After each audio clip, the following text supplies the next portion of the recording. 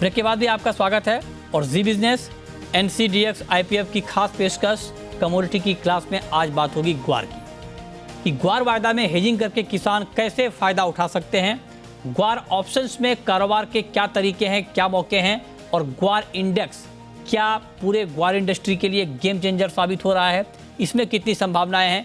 इन तमाम मुद्दों पर आज हम बातचीत करेंगे, लेकिन उससे पहले देखिए ये खास रिपोर्ट। ग्लोबल मार्केट में मोनोपोली रखने वाले कमोडिटी ग्वार में इस साल अब तक करीब 4 से 8% की तेजी आ चुकी है।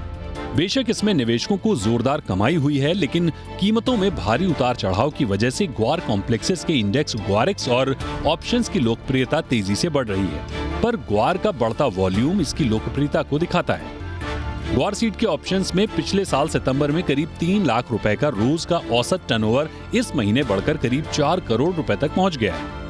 वहीं ग्वारगम ऑप्शंस में पिछले साल जुलाई में रोजाना करीब 14 लाख रुपए का वॉल्यूम आज करीब 33 लाख रुपए तक पहुंच चुका है। फ्यूचर और ऑप्शंस में डेली औसत टर्नओवर को अगर मिला दिया जाए तो पिछले साल जून के बाद से ग्वारगम का एवरेज डेली टर्नओवर करीब 240% बढ़ चुका है। वहीं इस दौरान ग्वार सीड के एवरेज डेली टर्नओवर में करीब 220% का उछाल दिखा है।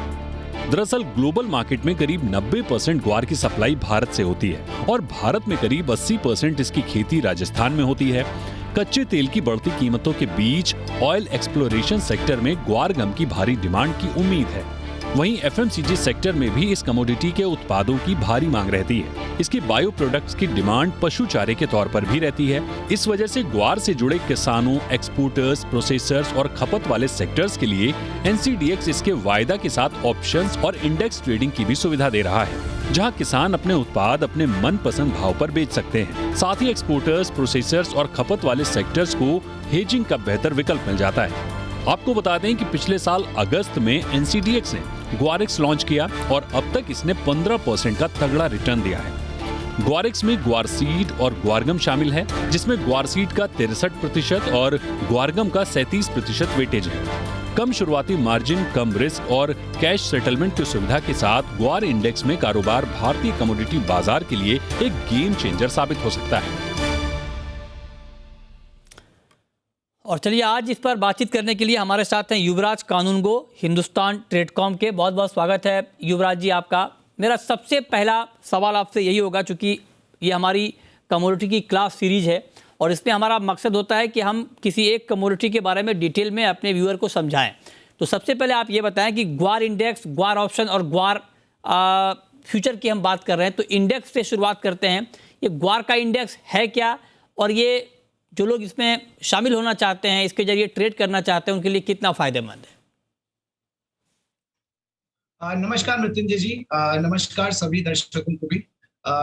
चलिए ग्वारेक्स की अगर हम बात करें तो ग्वारेक्स बेसिकली कॉम्प्लेक्स मतलब एक इंडेक्स है जिसका जो प्राइस डिराइव होता है अंडरलाइन दो कमोडिटीज से।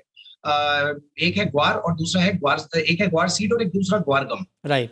जिसमें ग्वार सीड का लगभग 30% के करीब, लगभग 70% के करीब कंट्रीब्यूशन, 30% रहता है ग्वार गम का।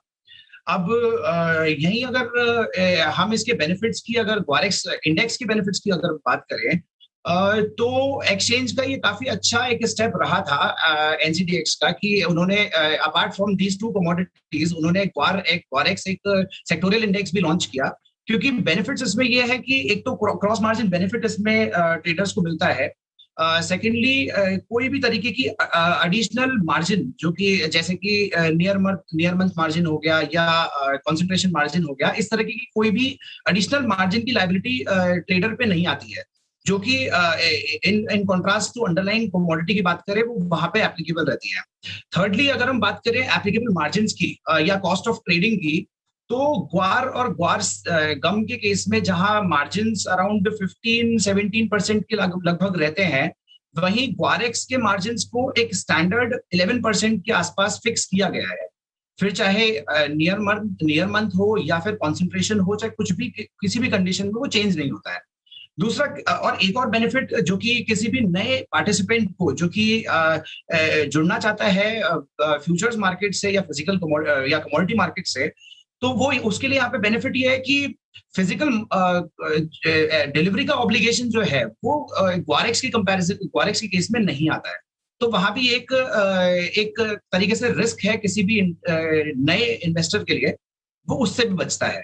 मृत्युंजय जी, डिटेल में आपने समझाया। अब दूसरा सवाल मेरा ये कि ग्वार ऑप्शन और ग्वार फ्यूचर क्या है सर? ये कितना ठीक तरीका है इसके जरिए मार्केट में आने का?